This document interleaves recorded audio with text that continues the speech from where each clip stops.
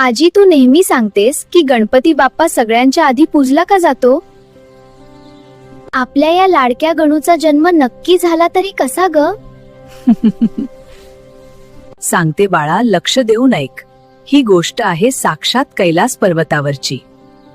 कुशीत वसलेल्या बर्फात पसरलेल्या कैलासावर भगवान महादेव आणि माता पार्वती, नंदी आणि इतर गण सोबत आनंदाने बसलेले आहेत.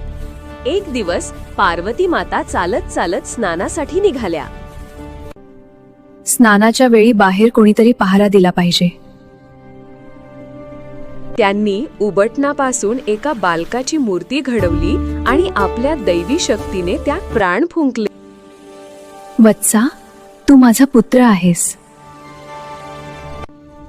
हो माते, जोपर्यंत मी इथे आहे कोणीही आत जाणार नाही. बालक आणि महादेव समोरासमोर उभे राहिले.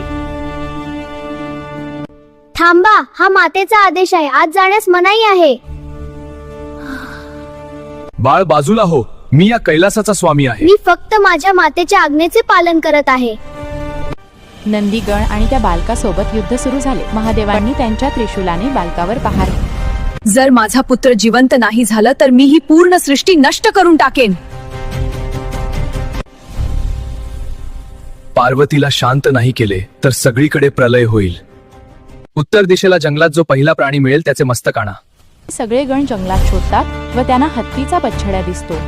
ते त्यांचे शिर आणतात आणि महादेव ते बालकाच्या शरीराला जोडतात. आजपासून तू विघ्नहर्ता आहे. प्रत्येक शुभ कार्यात तुझ्या आधी होईल.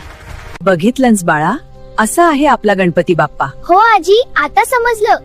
गणपती बाप्पा मोरया.